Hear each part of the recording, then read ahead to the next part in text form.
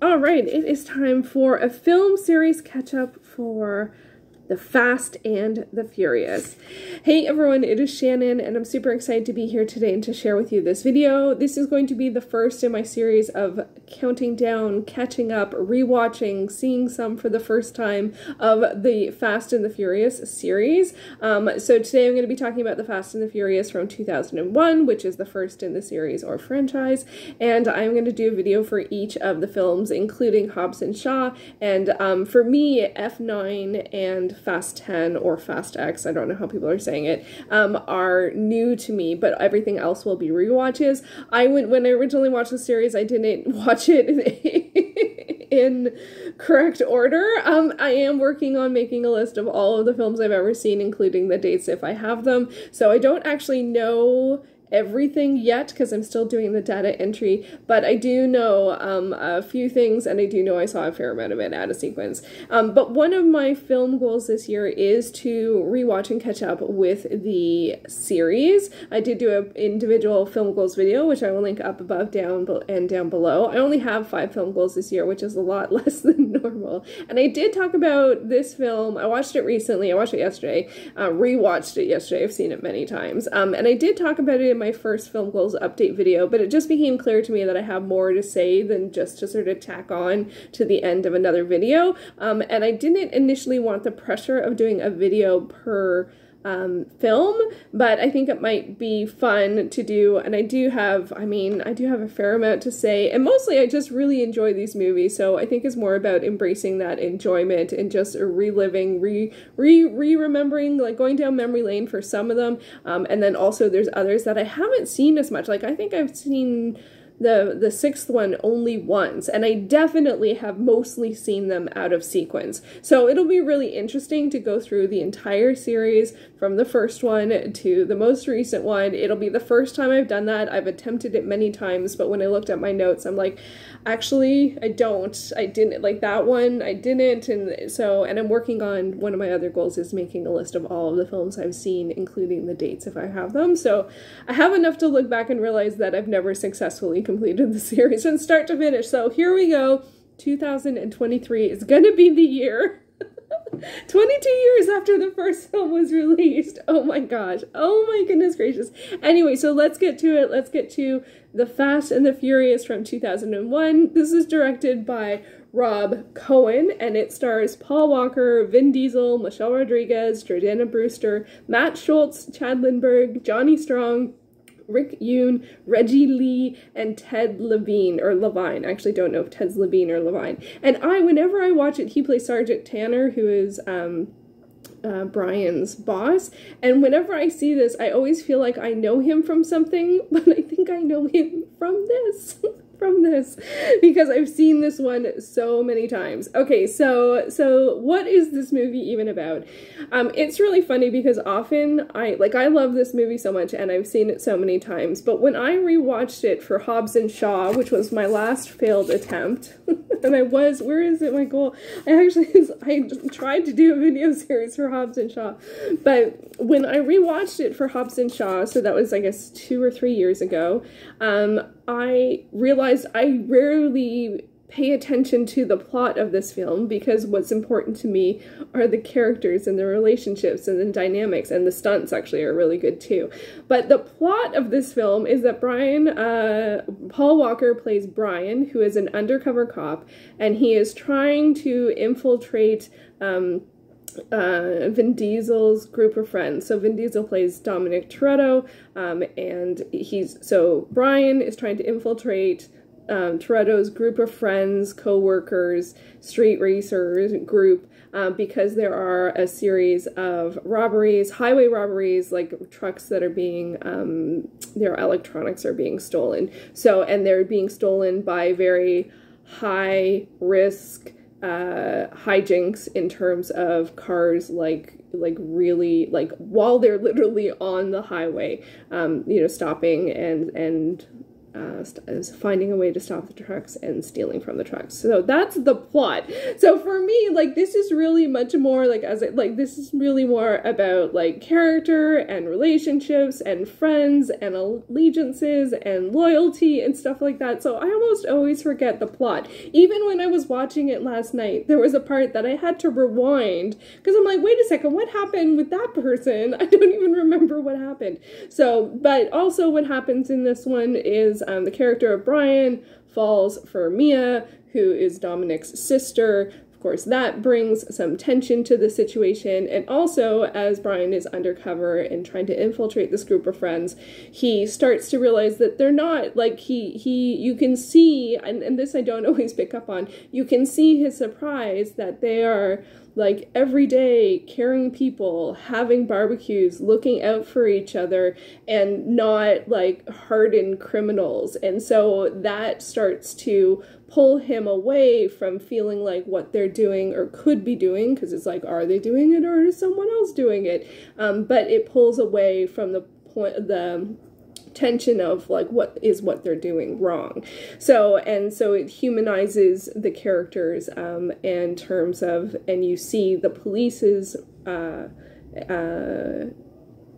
like response to who these people are, in particular Vin Diesel's character, versus when Bryan's actually with them, what they're like, and that divide. So that, like, there is some character like development and struggle and challenges and things like that. And then of course there's like street racing and car chases and practical stunts, especially with the car stuff, like, and the cars and the trucks, and there's really impressive stunts. I actually rewatched this a couple years ago because I was watching stunts performed by a stunt woman, and as well as best fight, which was a really cool challenge. I wish I continued up with that, but I actually had seen so many of the films that a lot of them ended up being rewatches. But I should see, that was the Tourist Stunt Awards, and I should see who the more recent winners are. So that's sort of the plot. For me, it's like the characters I like, and there's so many dynamics between different characters that I really enjoy.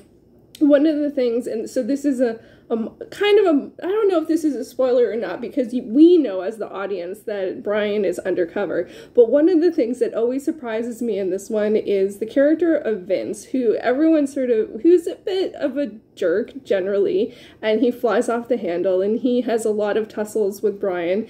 But the thing is, he keeps on saying to everyone, he's a cop, and I feel like he's Polonius. It's like, nobody believes him. Nobody believes him. Polonius is from Hamlet. So it's just like, you know, he's the character that's telling the truth that nobody believes, or they're not sure. At least they're not sure if it's true. So, and I just find that funny because it's like,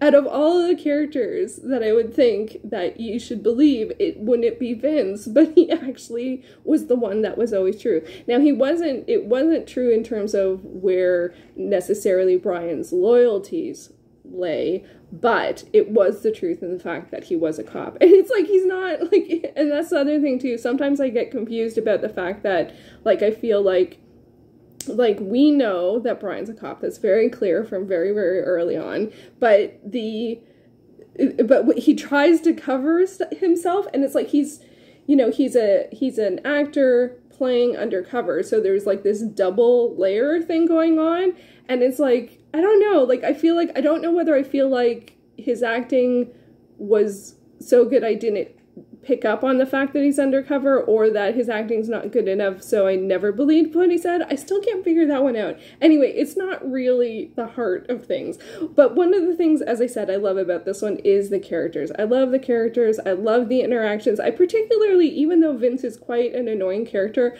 I love his interactions, especially with Dom, and like there's so many jokes and moments that I just think are really, really funny. So for me, that's what draws me to the film again and again. I also love Michelle Rodriguez and love Vin Diesel. This came out in 2001. So that was 1 year after Pitch Black and 1 year after Girl Fight. So when it came out, I'm like, those were like two of my favorite movies from 2000. So when it came out, I'm like, there's no way I'm not seeing this film. So like, although car chases and stuff is not my thing, I've always watched action films, but car chases in particular are not really my thing. So, but you know, with a cast of Vin Diesel and Michelle Rodriguez, you couldn't pull me away from seeing this movie. And I think that's one of the things that I love most about this film and about this film series is that although there is departure and changes in the cast along the way, like when this came out, I don't usually talk about sort of how old I am, but when this came out, like I was very much of a similar age to the characters. So for me, it's very exciting to see a series with the same actors, like not always, you know, and for different reasons. But to have those characters like over a grand spans of time of 22 years. But so for me, like that's one of the things I love about it. It reminds me of a particular time in my life, and I really enjoyed it then, and I still really enjoy it now. Now, I will say that I don't love some of the things about it in terms of the gender dynamics, and that there is a lot of like, especially not in this film, like there's a lot of people like women and not a lot of clothing and stuff like that. But in the context of some of the things, it's like a party type atmosphere, so I didn't feel like it was terribly horrible or anything like that. But I did dock it half a star because there is a very brief moment of a wet t-shirt contest, and I'm like, no, that's too far. I didn't need to see that, and that is not something I need in a film. But I do have other pictures. I also really like the picture that IMDb chooses for this because that had the sort of main forecast, four characters, not forecast, projection. And wow, this is not I'm like, I already chose it on IMDb, so maybe that's not gonna work. But you know, in that sense, it's also for me, it's one of those movies that I think it's impressive that it sort of stands the test of time. Like I still enjoy it as much as I did the first time, which is, you know, not that usual, like at least for me. Usually there's things that I end up not liking or I end up feeling differently about, and that was not the case. Like I just really enjoy it as much as I did back in the day. And it does kind of like, it's a little hard to think about how long ago that was. Yeah, so I love this image because this has the whole cast, you know, mostly has Rick Yoon as Johnny Tran. Oh, it cycles through pictures. And I also love that Reggie Lee is in it. I think Reggie Lee is in, was it Fringe? And him and Johnny Tran are really interesting characters in addition in this film. But they're pretty harsh, but it's an interesting addition. I do like as I said, like for me, I love this scene. The first scene where Bryan goes to like the street racing thing, like he's just so earnest, you know, like and I think that might be for me some of the confusion with the character, because he's undercover, he's believable enough, you know, to sort of get by, but his character is just so earnest. And one of the things that I noticed when I watched it on this time, that Dom says to him, he's like, don't lose your cool. He's like, that's your meal ticket. And it's true, like he seems to just sort of like adapt to the situation and try and do his best, and sometimes he's believable and sometimes he's not. And I guess I think he's a character that I've enjoyed. Maybe that's one difference. I've enjoyed him more over the years, whereas when I originally went to see it, I mean, like, you know, I was going to see it because Vin Diesel and Michelle Rodriguez are in it. Like, everyone else was like, I don't even know who you are yet. So, but I've come to appreciate Bryan's character over the years. And so, yeah, and so I didn't realize this cycled through pictures, but yeah, but that group photo is one of the ones that I really, really like. So anyway, so I guess that's mostly my thoughts on The Fast and the Furious from 2001. I think I did give it a 9.5, which might be a bit generous. And I have a listing of my favorites from, it says 2001, so that must have been when F9 came out. But I am going to do a little chart of how I am feeling about things as I watch them. Obviously, as this is the first film, we are going to put it, let's see if I can do it facing the camera. As this is the first film, it's obviously in the #1 slot. I'm very curious to see how things go. It'll take a while for things to take shape. That's off kilter. you know, and, but I think it'll take a few films before things start to shake up. I am including Hobbs and Shaw in the countdown, so that's why it's going to 11 to get all Spinal Tap on you. Yeah, so it was a lot of fun. I am looking forward to the next one, which is Too Fast, Too Furious from 2003. This is one that I definitely saw way later. I checked my notes. I didn't see this one until 2015, and I kind of understand it. There is a huge cast change, and I think Paul Walker is the only person who goes from the first film to the second film. That's my current recollection of that. So yeah, so The Fast and the Furious, let me know. Have you seen it? Do you rewatch it? For me, it is an easy yes for the rewatch. I think not a lot for the dialogue. This time I really watched a fair amount of the stunts though, and I mean, it's intense stuff, especially a scene at the end with Vince. Like, it's really,